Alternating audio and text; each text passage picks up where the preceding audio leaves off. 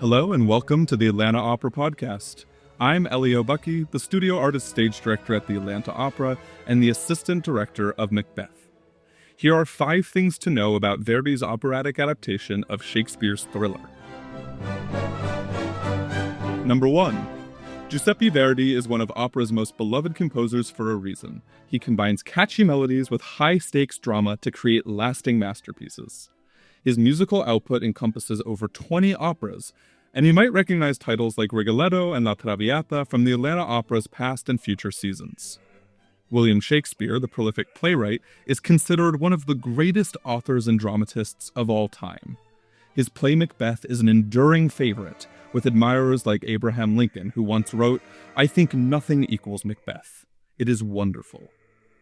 When you combine the musical genius of Verdi with the dramatic intensity of Shakespeare, you get an opera that is truly unforgettable.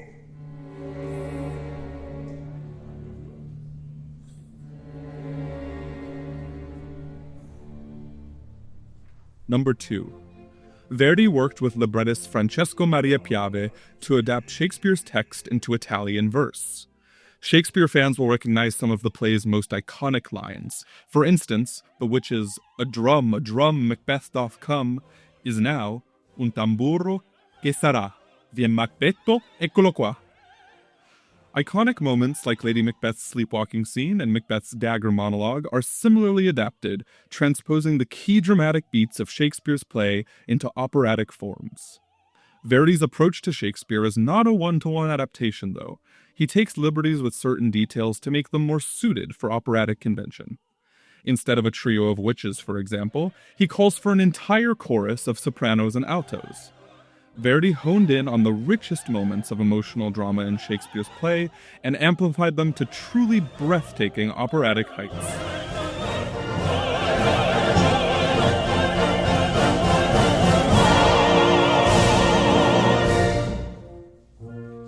Number 3. Verdi, like many great artists, was a perfectionist.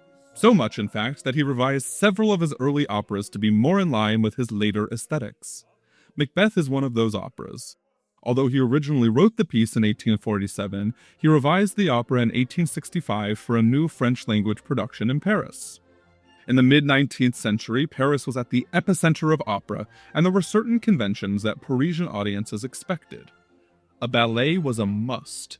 No composer was immune from these requirements. Even Wagner had to add an extended dance sequence for the Paris premiere of Tannhäuser in 1861. Verdi revised Macbeth's third act to include a ballet, and changed several elements throughout the opera, including new chorus music and a completely different ending sequence. We are presenting the 1865 version in Italian and without the added ballet.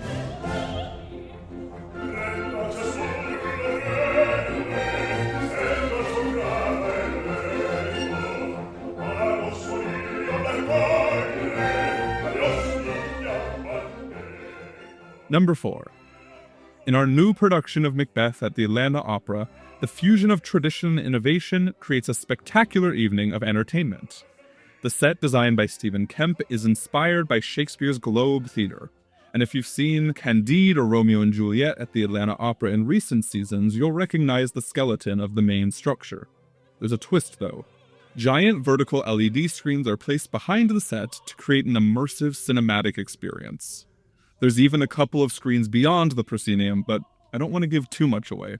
You'll have to come see a performance to see how they're used. In an opera with magical and supernatural elements, projection and integrated media design are invaluable storytelling tools. This is not an opera that will lull you to sleep. In fact, it might just give you nightmares.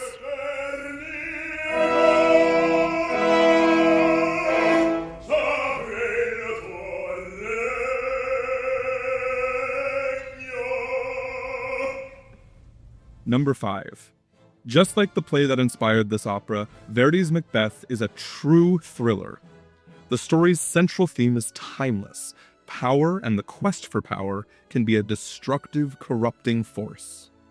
By the time the evening is over, the stage will have been littered with blood and corpses. There's a reason that there are so many superstitions surrounding this play. If you tell an avid thespian that you're going to see this opera, they might tell you not to say the name of the piece inside the theater. It's bad luck. Actors often refer to Macbeth as the Scottish play, and if anyone utters the play's name inside the theater, they have to perform a cleansing ritual. The jury is out about whether this rule applies to podcasts, so I think we're safe.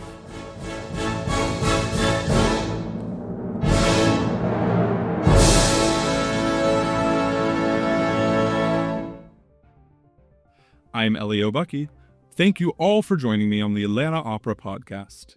If you enjoyed learning more about Macbeth, please rate and review this podcast on Apple Podcasts. It's a great way for more people like you to find out about our content.